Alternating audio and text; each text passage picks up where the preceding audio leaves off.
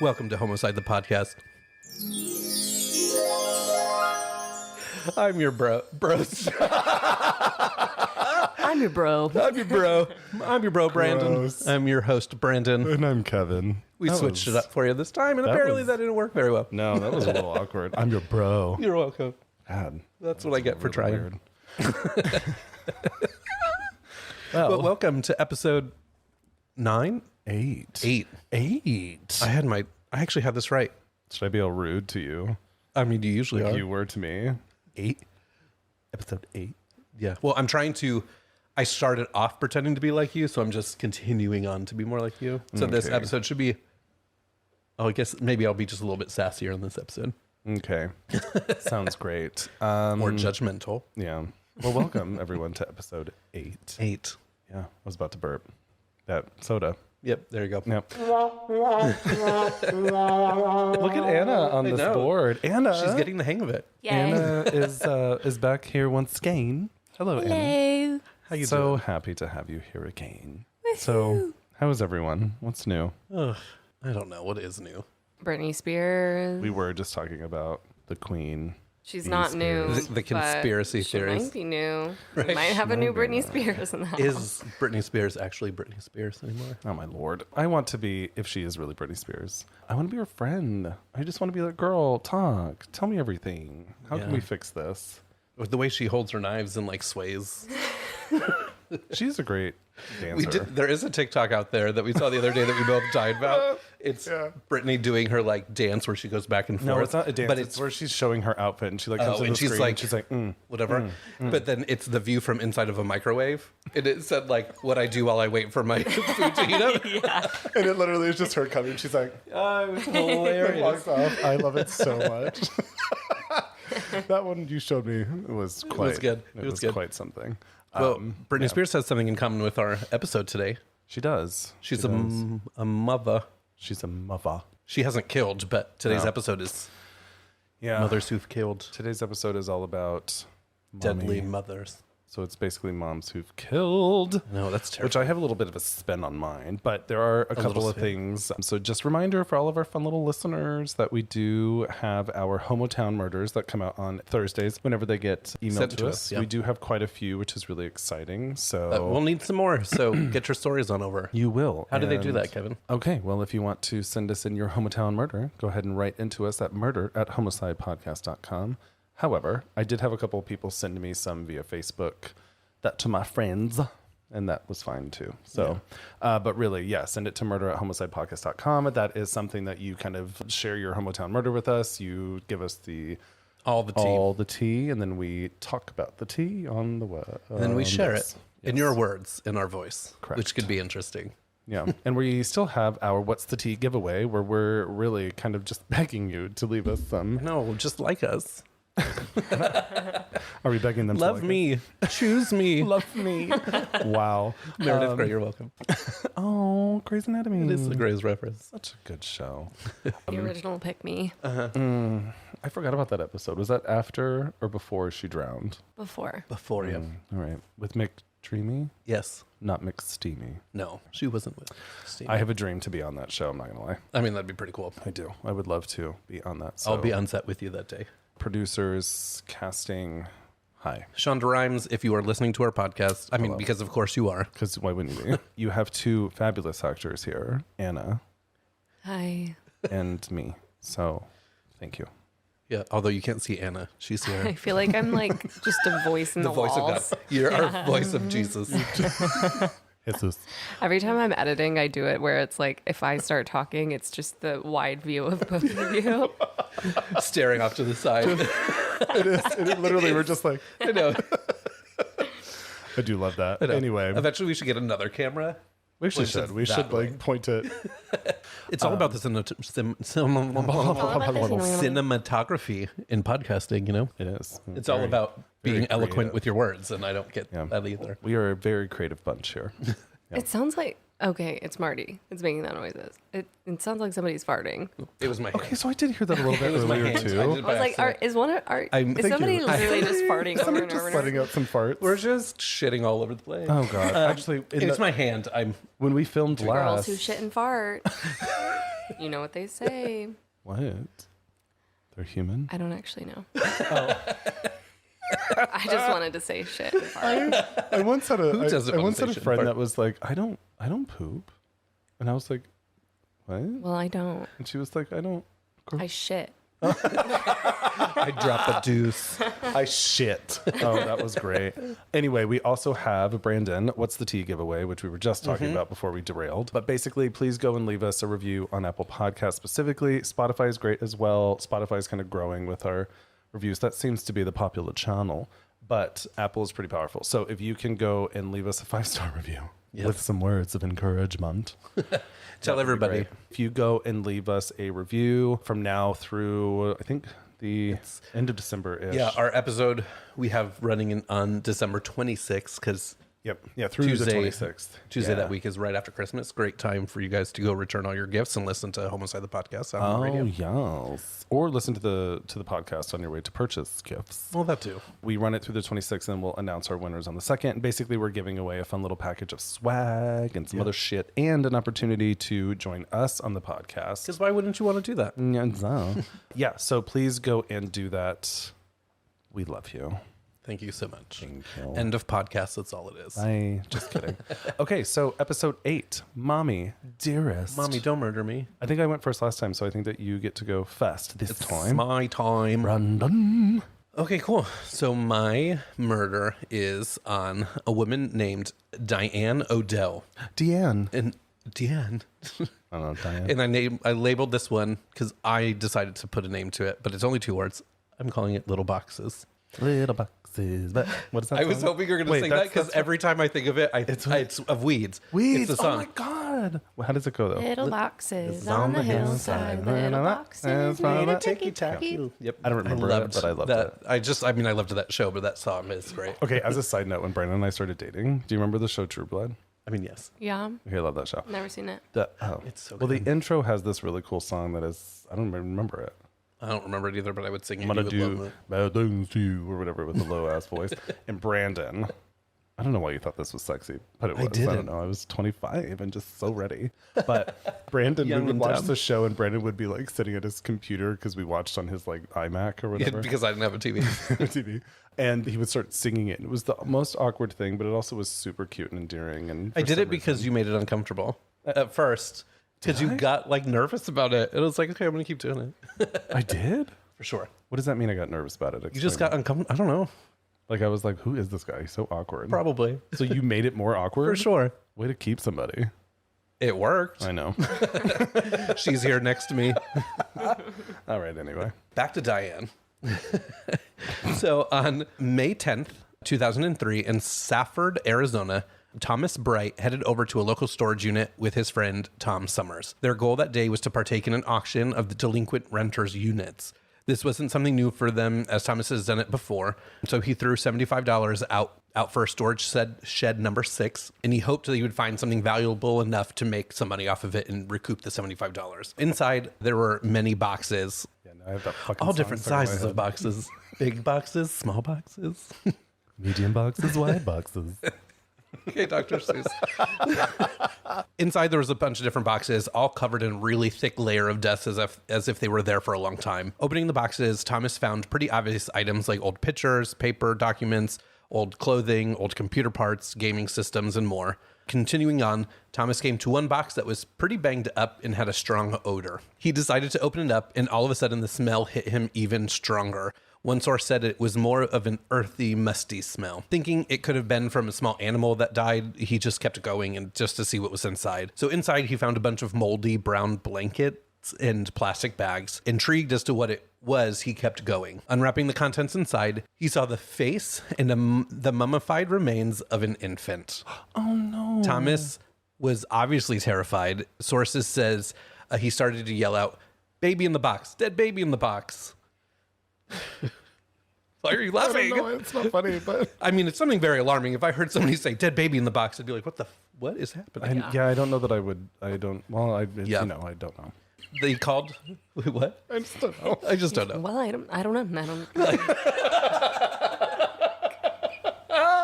This is so supposed to be funny. No.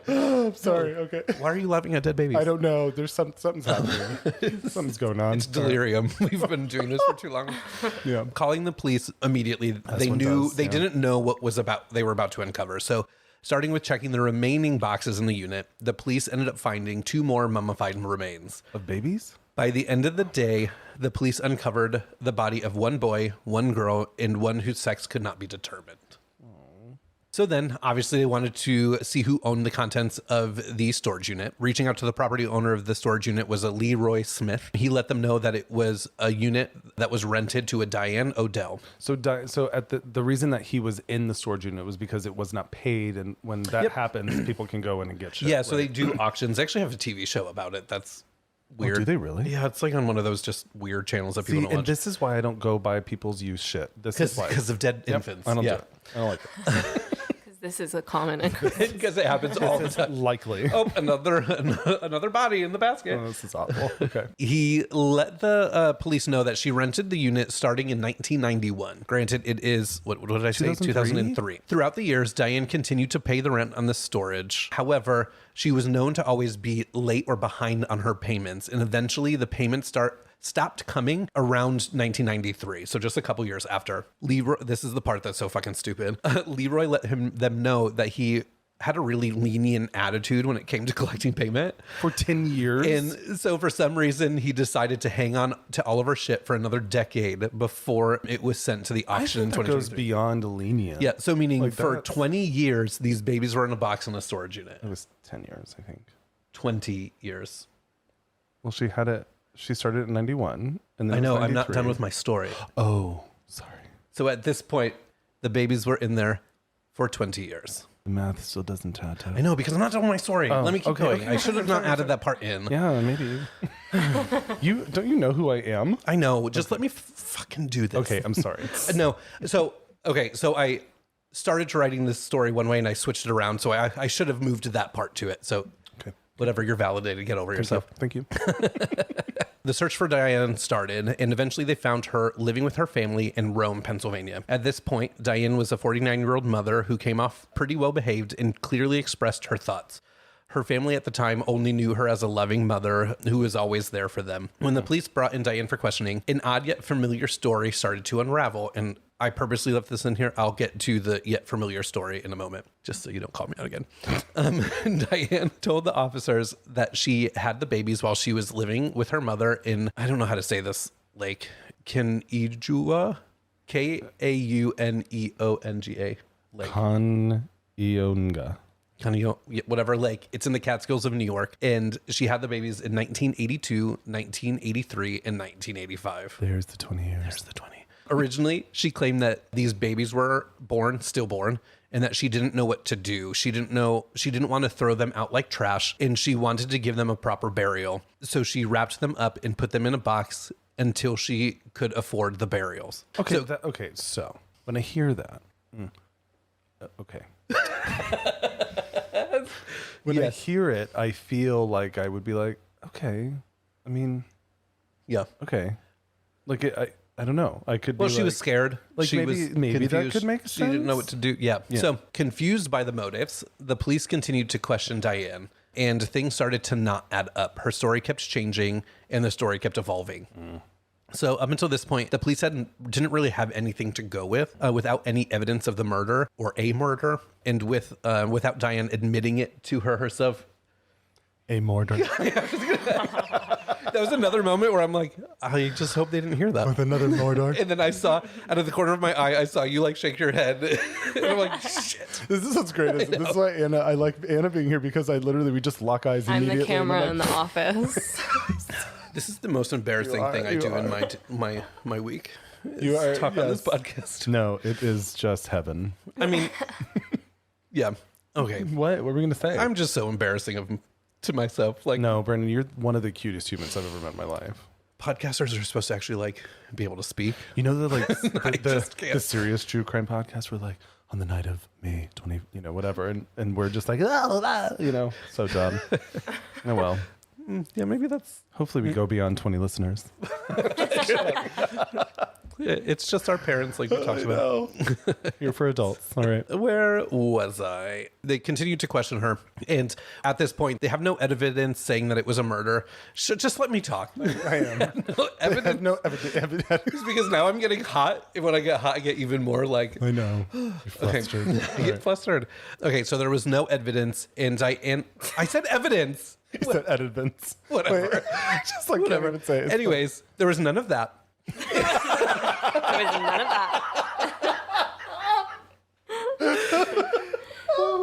There was none of that. All right. And without Diane admitting to the crime, it looked as if Diane would be able to just go on with her life. This is when the police started to question her even more, asking her over and over what happened in her account of every baby and what happened. Why did they all become stillborn, and why did you do this? Which all makes sense to be asking. Yeah. Those. Yeah.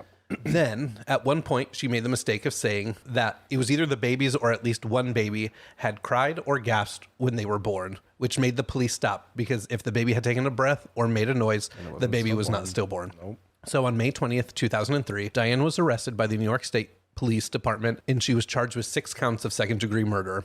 Great. By December 2023, her trial began. But before we get into the trial, I wanted to touch on who Diane was, because her story is a little bit interesting too. So Diane was born in 1953 in Orwell Township, Pennsylvania. As a child, Diane was a rebel. Growing up in a very Catholic, again, religion, household with strict morals, Diane would be known for drinking, doing drugs, and sleeping around with various men.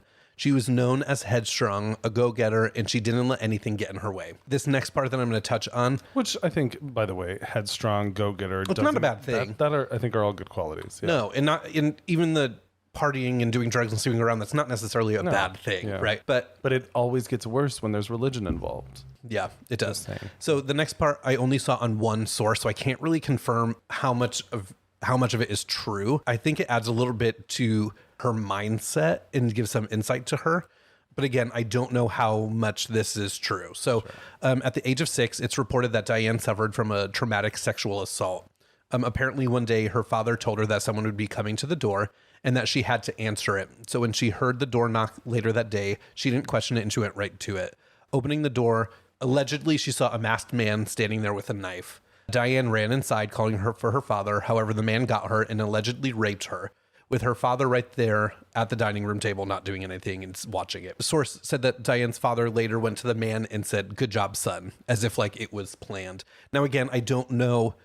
Yeah, there could have been a story that maybe she spun that maybe isn't true, but Yeah, and it could be because there's other allegations from her in just a little bit that are like, I don't know if this was her trying to build a story or if this is real, because this part I only just saw in the one spot. But the same source also talked about how abusive her family was in general, that her father would physically and sexually assault her, and that her mother would sell her daughter to suitors to pay for her drug and gambling debts. But again, that's the only place I saw that, so I don't want to guarantee anybody that that's real, but that was just part of what I read. It's also said that her rebelliousness was so bad that her parents felt like they had to move often. After she got in trouble, they would pack up and move. They just felt like they had to keep moving because of her. So by 1974, Diane eventually met James O'Dell. She had it in her mind that she wanted to have like this ideal family and be a home wife and do all of that. Really like do the life that she didn't grow up in, that she could turn her ways and be a mother in a happy home with a man who could take care of all of them. So James and Diane eventually got married and moved to Florida, and they had 3 children. By 1981, Diane started to get bored. She was slowly starting to drink again and cheat on her husband. So after 5 years, James filed for divorce and Diane left, leaving him and their 3 children, and moved back with her mother in New York. Here, Diane fell into her old ways, and I have sleeping around with multiple men, whatever she wanted. Slooting around. By 1985, she ended up sleeping with a man named Robert Sauerstein, Sauerstein. Yeah, Sauerstein. They eventually fell in love and had a relationship. They never ended up getting married, but they did have 5 children together. From what I read, they were a low-income family that was on welfare. Diane was known to have worked many retail jobs. However, she jumped around because she was known to be very combative with coworkers, which ended with her eventually being fired from her jobs.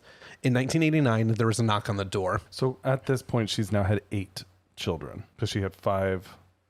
right, with this guy and 3 with the guy before. Yes. Okay. Yes. So up to this point, she's had 8, which I get to later, which is interesting that you caught that. And this is like the first big red flag of the story. And it's why I said earlier that her story seems familiar, because opening the door, sitting on the other side, was the Sullivan County Police Department. Earlier that day, at a salvage yard nearby, there was a car that was about to be sent to the crushing machine. On their last look in the car, a worker saw a dirty, banged up blue suitcase inside of the car, whatever. Grabbing it out, he opened up the bag to see the remains of another mummified infant. However, it's technically the first mummified infant. Quickly calling the police, they first checked the registration of the car, and in that search, they saw the name of Diane O'Dell. When the police took her in for questioning, she first denied it, but after showing more evidence, she eventually admitted that the baby was hers.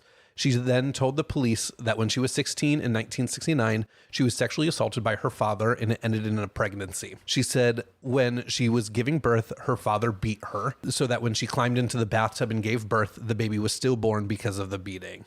So that's where I said, I don't know if this is something that she just said because we don't know the truth behind it. She said when she had the baby, she was scared and ashamed of herself. Being 16, she didn't have the money for a burial, so she put the baby in the suitcase. She held onto the suitcase to eventually give her baby a proper burial, and she held onto the baby at this point roughly another 20 years. So she had the baby with her in her like belongings, like in her closet and everything, and eventually she decided to put the suitcase in the trunk of her car and then just left it there. And then eventually the car ended up being sent to the impound lot with the suitcase still inside. This is in 1989, and it happened in 1969. So it's a weird coincidence of like the 20 years. But when the infant was brought to the examiner, the body was so profoundly decomposed that it was hard to tell if there was foul play or if the baby was stillborn. They also went to speak to Diane's father to see what he had to say, but unfortunately for them, he died a few years prior. So since there was no evidence seeming to point to foul play by Diane, the Sullivan County Police did not press any charges against Diane, and she was able to walk away a free woman after leaving an infant in a bag for up to 20 years. Jesus. Yeah. So from here, Diane's life went on, eventually coming to 1991 when she purchased the rental unit. And then by 1992, there was an incident with her husband, Robert, where he was charged with an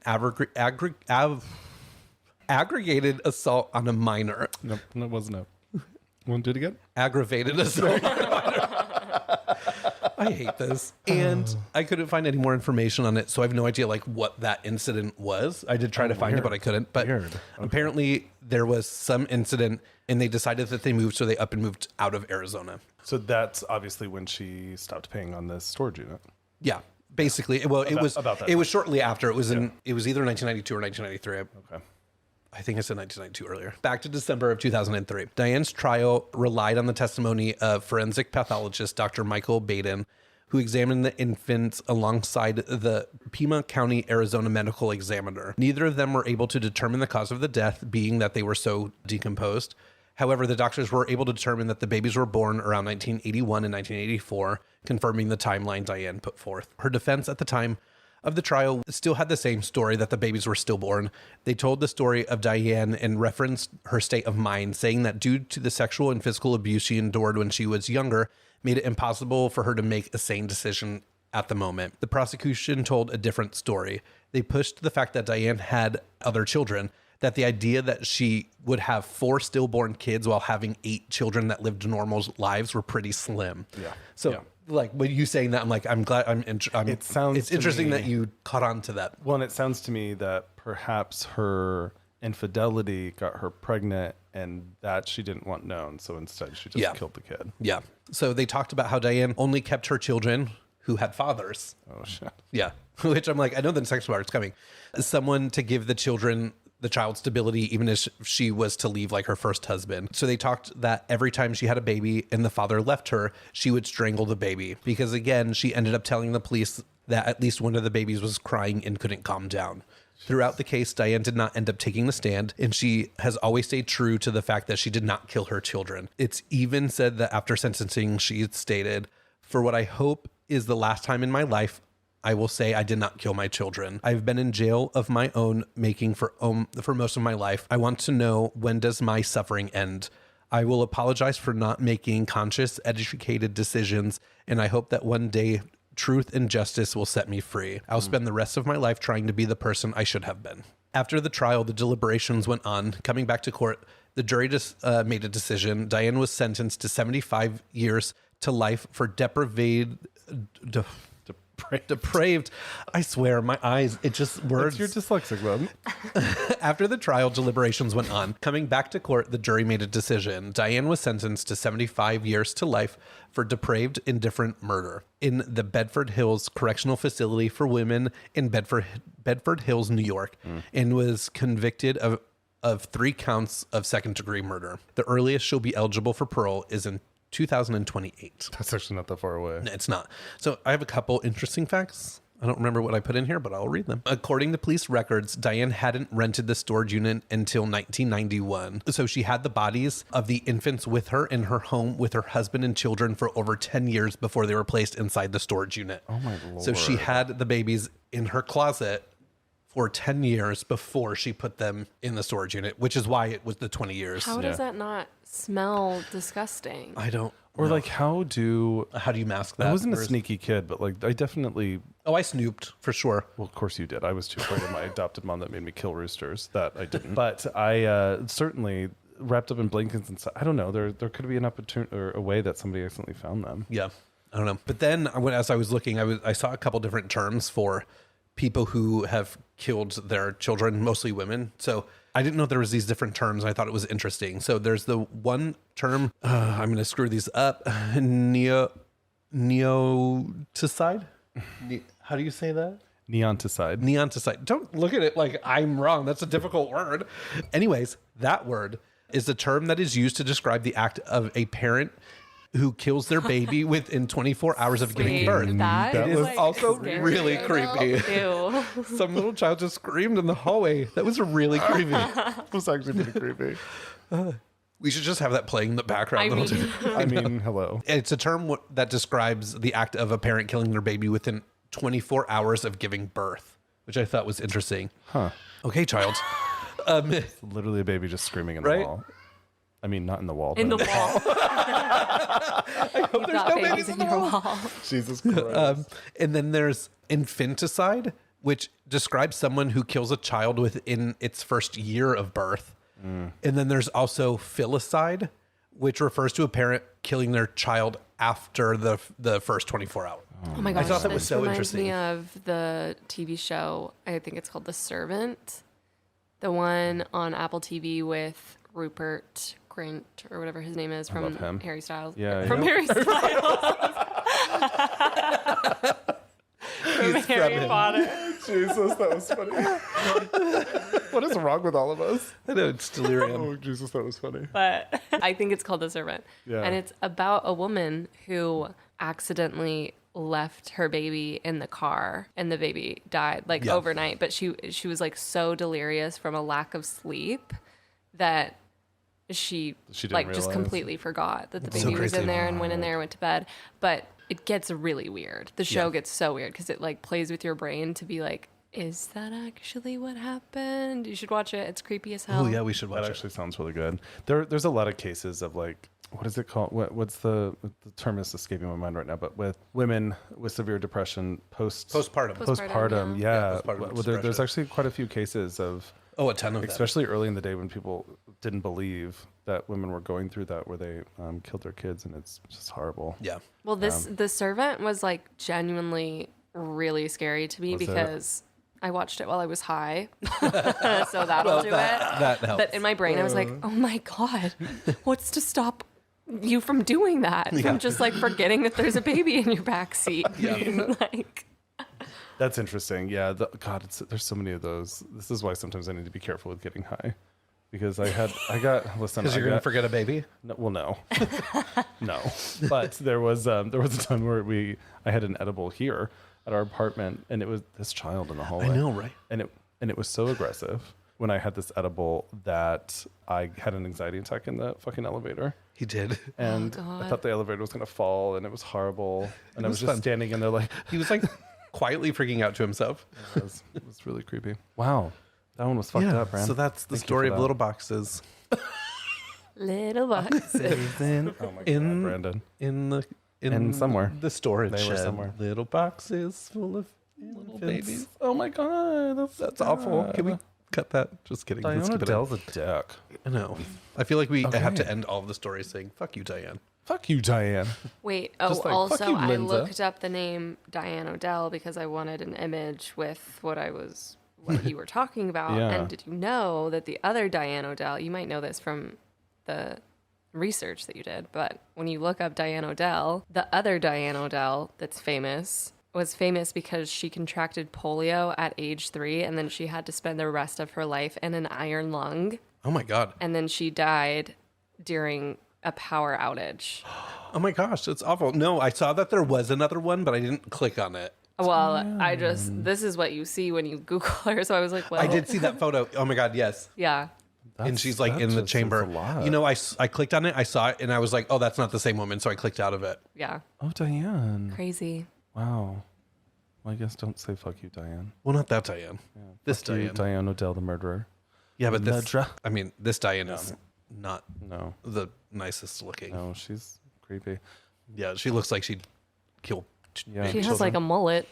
Yeah. Yeah, ew. She looks like my biological mom, kind of. Okay. My turn. Are we ready? I am so excited. Guys, this one's interesting. I wanted to do a little spin on Mommy Dearest. And so my episode is titled Judy. Why so greedy? Rude. It was May 19th, 1980, when Judy and her 2 sons and daughter, Michael Buenoano, let me say that again, Michael Buenoano, 19 years old, and James Goodyear Jr., 14 years old, and Kimberly, 13 years old, ventured out into Florida's East River for a canoe trip. The canoe was a 2-seater. So Michael was placed in a folding chair and tied to the boat. Kimberly remained on the shore as all the others went out. While on the water, rather, the moat. So it's not just boat- me. No.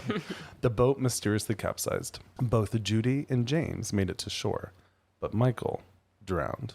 You know, the one tied to a lawn chair on the boat. Yeah, like, why was he tied? Just wait. Michael, who had joined the U.S. Army at the age of 18, on his way to his post. So he joined the Army, he got stationed, he was going to his post, so he was in Georgia. He was on his way when he stopped to visit his mom, Judy. After that, and he got there, he fell pretty ill after eating a meal at his mom's house. So afterwards, he was quickly diagnosed with suffering from arsenic poisoning. Oh my gosh. But for some reason, I guess they were like, okay. So this illness actually led to him getting a crippling condition that left him paralyzed in his lower extremities, leading to him actually being discharged from the Army. So he had arsenic poisoning and didn't die. And And it Did anything happen? instead affected his legs and lower extremities, so he was discharged from the Army. The disability actually made him have to rely on his mom, so he moved in with her. And because of his limited use of his lower legs, he wore heavy metal leg braces to help him walking.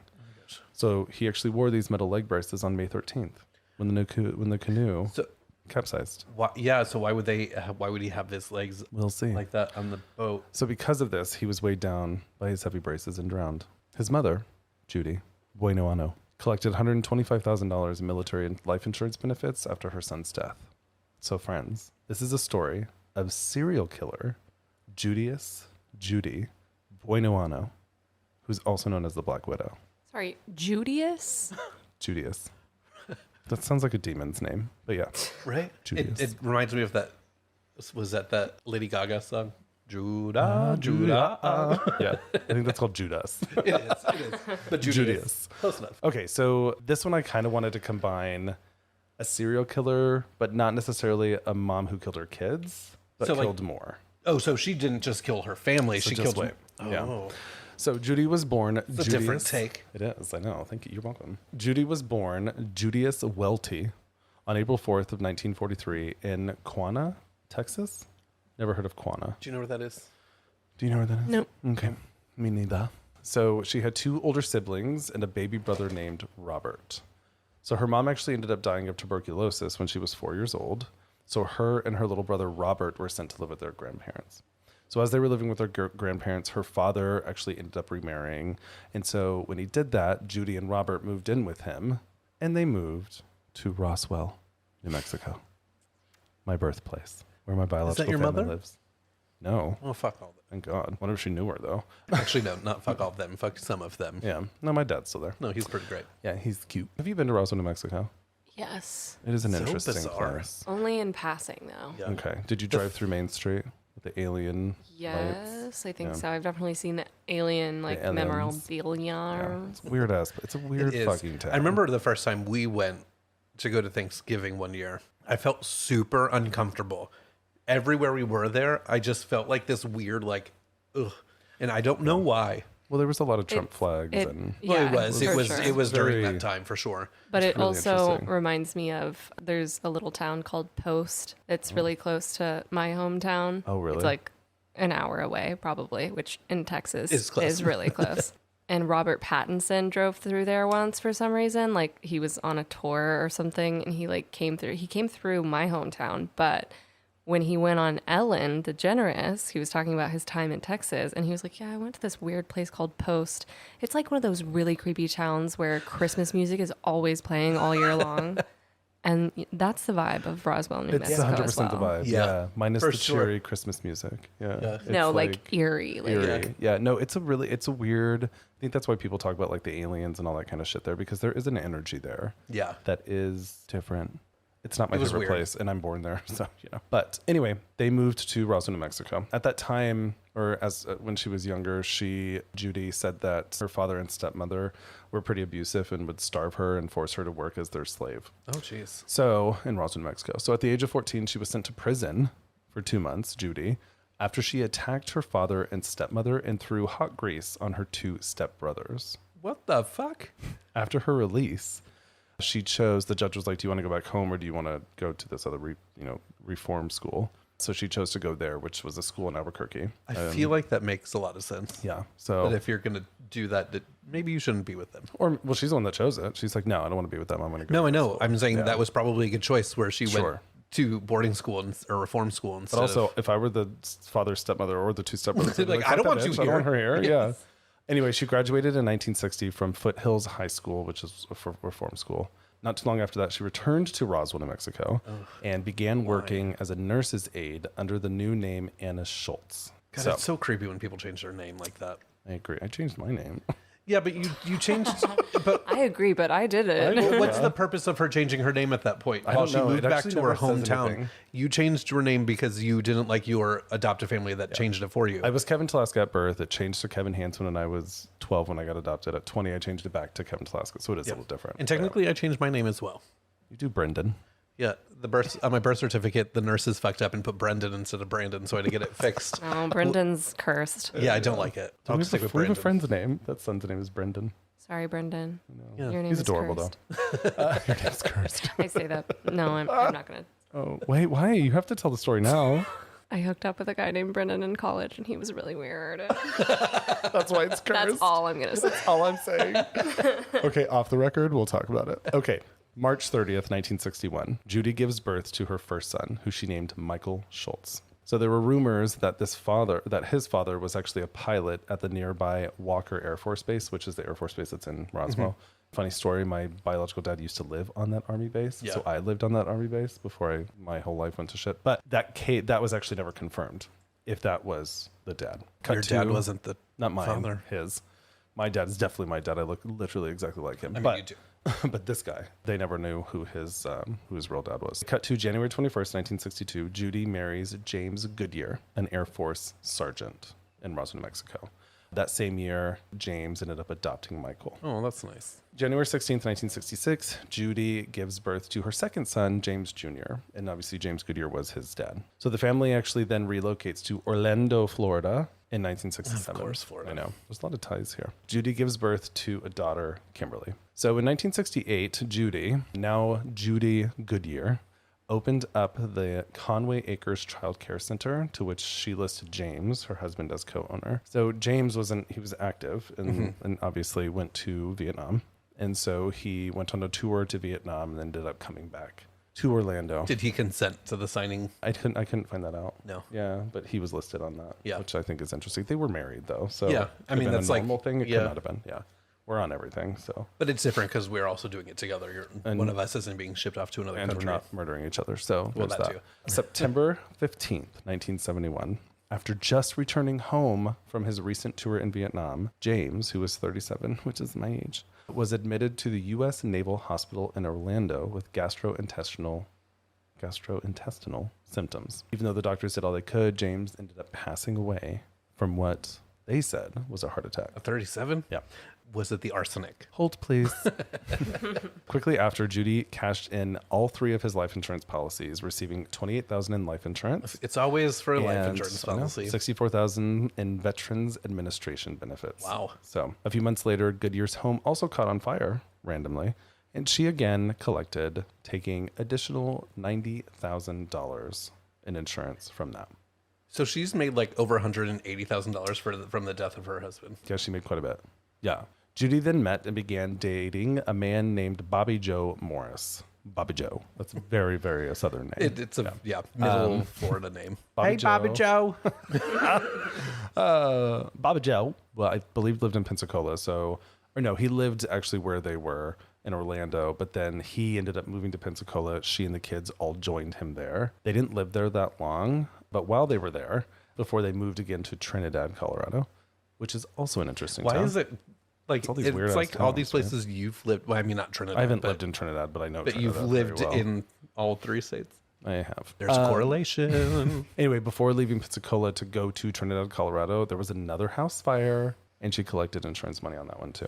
There's a lot of stories that are like this where they cashed in on so many different things. Is there has to be like some point where somebody's like, oh, they keep getting all this money. They finally figure it out. But the shorty. Shawty, like a melody in my head. Na na na every day. What the fuck? Okay. Shortly. See, it's I not like only shorty you, better. Bob. It's not only you. Shorty. Jesus. Shortly cute. after landing in Colorado, Bobby Joe became ill and was admitted to the hospital on January 4th, 1978, with gastrointestinal and other problems. The 2 days patterns are later- patterning. I know. Our patenary. So 2 days after he was discharged, he ended up collapsing at the dinner table and was readmitted, where he finally died on January 21st of 1978. So Bobby Joe. at the time, Judy had taken out insurance policies on Bobby Joe and collected on those as well. And I found it everywhere. They said that she silently collected, which I don't really know what that means, but I think it just means that she probably, that's my money. Weird. But I think that she just wasn't outrageous about spending it. Yeah, she wasn't flashy. Yeah. Well, because in that sense, if somebody's not like going crazy with the money, they're more than likely probably doing what they should be, which is like covering costs of things and doing things that are extravagant. All those things. So she was smart about this. Bobby Joe also ended up passing away from what they said was a heart attack. Even though they weren't married, she did not marry Bobby Joe. Judy was considered his common law wife, and as such was able to collect all of the insurance money. It's crazy. Did you know that in general, you don't have to be married to somebody to have an insurance policy on them? All you need is their social security number, and you can have an insurance policy. Oh, see, I don't like that because anybody could take shit out of Which them. I've learned because of the Real Housewives. Oh. Because it's stupid. Because there was one Reality insurance TV. agent, That's Vindy educational. Gundelson, who was Vicky Gundelson, I think is her name. She was married to a man who faked having cancer. She got an insurance policy out on him. They broke up, and she like talks about how she still has it. If he dies, she will get the money from it. So you could, yeah, it's a whole thing. You need to watch it. It's a good show. I wonder if there's a way to check on if you have insurance money on you, or if there's a policy under your social security number that you don't know about. I don't know. Ooh, that's creepy as fuck. Let's look into it. My family's creepy enough. There are some creepy. I know. I people might in have there just that given they them could, like- all of those ideas right now, but Yeah, let's not do that. Thank you. They're doubt probably they're not listening listening. to this. For sure. Take out an insurance policy before you murder someone. Thank you. Kevin's social security number is. No. So she was considered his common law wife, collected. So anyway, she returned to Pensacola, Florida, naturally. Ended up changing her name to Judy Buenoano, which is grammatically incorrect translation for Goodyear in Spanish.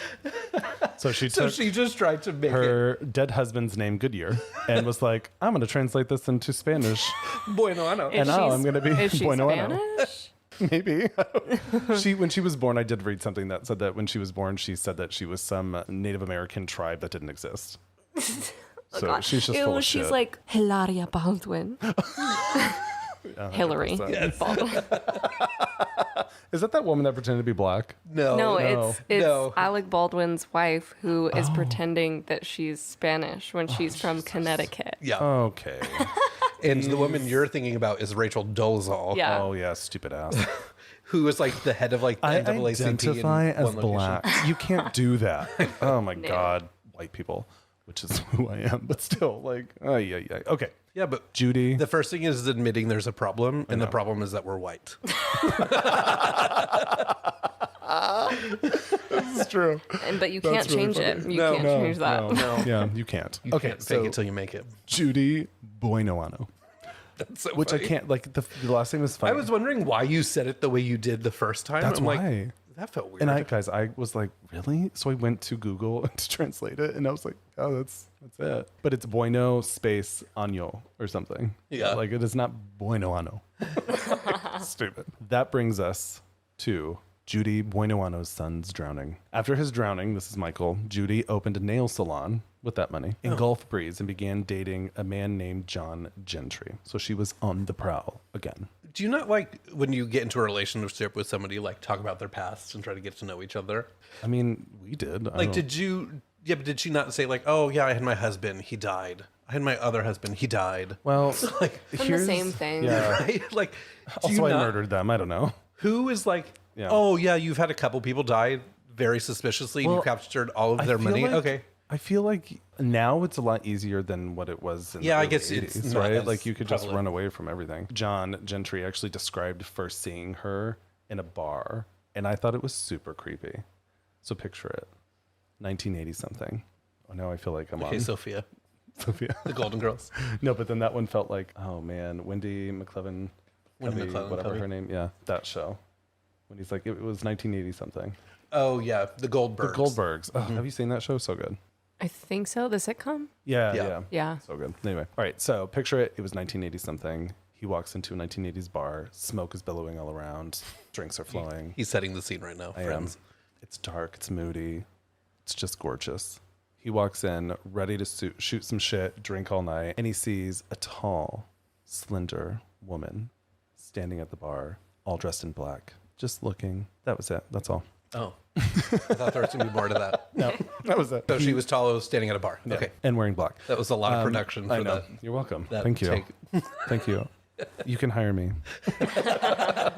Anyway, no, his full quote was, she was standing at the bar all dressed in black. She wore black a lot. In fact, psychologically, I think that says a lot about her.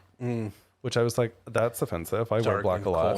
cold. Well, I mean, I do it to cover my man boobs, you're also but tall, standing at a bar. I'm not slender. Shut the fuck up. So they started dating, and after Judy fed him all sorts of lies about who she was, basically was like she was a nurse and she went to college and all this kind of shit. Basically just dressed herself up in this amazing life. And so he believed her like an idiot. In that process, she actually convinced him to get life insurance policies for both of them at $50,000 each and named each other as beneficiaries. What he did not know is that Judy went and upped his policy to $500,000. That is a jump. Initially, Judy tried to kill him by giving him vitamin C capsules. He caught a cold at some point, and because she was like, I'm a nurse, she's like, take all these vitamin C capsules. So he starts taking the vitamin C capsules, but they made him feel super nauseous and dizzy. When he complained, Judy was like, take more. So he did. And the pills ended up making him so sick that he ended up in the hospital. Oh my gosh. He was treated, released, and I think it was like a week later or so. Judy, now I read this only one place, so I didn't put it in here, but I'll just tell you real quick. I only read it in one place. I don't know that this is true. But Judy apparently that morning was like, John, I'm pregnant. We should celebrate. Go get liquor. So she sends him to Celebrate my pregnancy? correct. That's Let's what I get was like. wasted. That's what I was like, what? He leaves. Such to a good go- mom. I know. He leaves their house to go to the liquor store. On his way to the liquor store, his car explodes, which seriously injures John. Oh my god, it doesn't even kill him. It just Does not kill him. Yeah, she's having some bad luck with this one. I know. She goes to At first, you don't succeed. So he goes to the hospital. He's recovering. 4 days later, he was well enough to answer questions from investigators. because they were like, a car just doesn't blow up. They start digging into Judy's background. Finally. Because of this. It only took how long? Mostly because he, I think, was questioning some stuff. He gave the investigators those vitamin C pills, to which they examined and found arsenic in it. Duh. This actually led to the detectives searching a little bit more. They found wire and tape that were also found in the car from the bomb in Judy's bedroom. So that opened up a bigger investigation, which included them the exhumations Jesus, of her son Michael, her first husband Goodyear, and her ex-boyfriend Bobby Joe Morris. Can we just say, like, if you decide to ever murder somebody, and I hope you don't, get rid of all of the evidence. Just don't, like, hang on to some of it, because they will track it down. Like, it's just so dumb. Why would you leave that? Don't give people advice on what they're... I mean, nobody's going to actually do it. Yeah, they're going to get caught and be like, so Brandon on Homicide the Podcast told me. I learned this from Homicide the Podcast. I'm like, just watch Forensic Files or any of that shit, and then you get all the information. Each time they exhumed a body, all of them had obvious signs of arsenic poisoning in general. So they did not die of heart attacks. In that sense, they died of arsenic poisoning. Judy ended up being arrested initially for the attempted murder of John, but was actually released on bail. And then on January 11th of 1984, she was rearrested and charged with first-degree murder of her son, Michael. She was tried separately for each murder and attempted murder, and she was actually described in trial as a scheming, cold-blooded killer, which is also when she was dubbed the Black Widow. On June 6th of 1984, she was sentenced to life in prison without the possibility of parole for the murder of her son. In the fall of 1985, she was found guilty of first-degree murder for James and sentenced to death by electric chair. Oh, wow. So it's estimated that Judy collected around $240,000 in insurance money from all deaths. So she only got convicted of the 2 of the 3. So she didn't get convicted because she got sentenced to the electric chair, I think is why. Yeah. Fast forward to Judy's execution. Monday, March 30th, 1998, which is actually would have been her son's 37th birthday. Oh my gosh. Judy was executed by electric chair. She was 54, and she became the first woman executed in Florida since 1848. Oh, wow. Which is interesting because I thought that was Eileen Wuornos. But no, this is...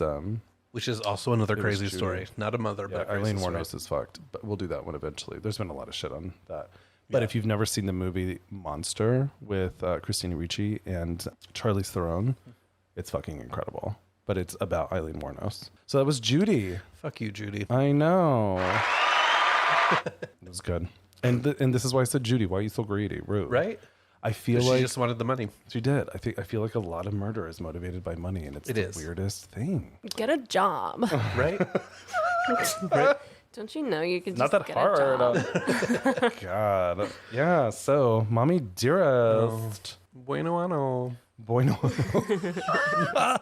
It's such a buenoano. Isn't that the weird... Like, what? I read that and I'm like... What a, like... Buenoano. White person thing to do. Sounds, I mean, the Black Widow feels like it's a nickname that's giving her too much credit. Like, she sounds really cheesy. Isn't that a Marvel character too? Yeah. Yeah, it's called the Black Widow, right? I think so. Oh. I think so. Right? Isn't that what's her... Why am I forgetting her name right now? I love her. Yes. I don't love her. I don't know her. But Scarlett Johansson. Yes, Scarlett Johansson. Actually, Scarlett Johansson was in a movie when I was a lot younger. Shit, what was it? It was about a horse.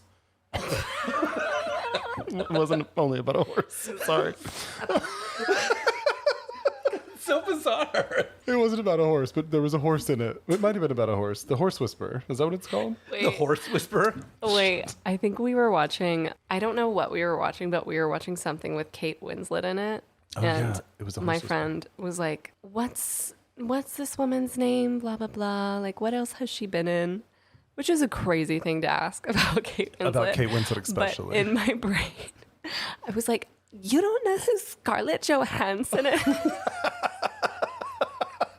And then she looked at me like I was crazy and was like, that's not Scarlett Johansson. Not her. That's amazing. Also, Kate Winslet, you know what I love? I came across something that she was a singer, like a really good one. And it said if she wouldn't have been an actress, she would have been a pop star. Wow. And I was like, she is in a parallel universe. Right. Anyway, the movie is The Horse Whisperer. It's so random. By the way, There's a lot of like big name people in here. It is. Yeah, Robert Redford, I think, was in it. Yeah. Yeah, he is. Apparently he directed it. Fuck. He's the horse whisperer in it, but basically Scarlett Johansson is like a horse rider, gets kicked off this horse and becomes deathly afraid of them, and he helps to like have her fall back in love with it. It's such a fucking good movie. It sounds fascinating. Why were we talking about that? I don't remember. Yeah. Well, and Because now we she's rant. she's the Black Widow. And we've lost everybody Yep. who was listening to the podcast. Yeah. So if you are listening, they've all don't dropped off forget at to this rate point. and subscribe. Oh my God. Yes. Episode 8, Mommy Dearest. Please go rate and review. Only 5 stars. Thank you so much on Apple Podcasts, Spotify. You know, even if you don't like it, just a 5-star. That'd be great. Yeah. I was trying to do my Your face, you're like- I was trying to do the like famous like Ron DeSantis smile. Ooh. Did you watch that debate? Did you watch that So debate with awful. him and Gavin Newsom? No. Oh, he's so Cringy. He is. It's that smile. Like if I was his PR team, which I never would be, but if I was, I would be like, you need to work on the smile. That's not it. That's really creepy too. He has like a little tongue that comes up. He's like, Ew. yeah. He just looks like he's trying to force himself to smile so he doesn't have resting bitch face. Or like he has like dry mouth. Like it's gross. No, but if I was his PR team, I would be like, get it together. Right. Let's fix the smile. Yeah, except they're giving him boots with heels. Ron DeSantis is the Florida guy, right? Yeah, he's the Florida I guy. I also- mean, he's like definitely on a lot of coke. Oh, yeah. Like no I question. would He's not like be surprised. Always. He's horrible. Yeah. I think he's such a horrible human being. Episode 8. Thanks so much. Goodbye. no. I liked Bye. that. Bye. Bye.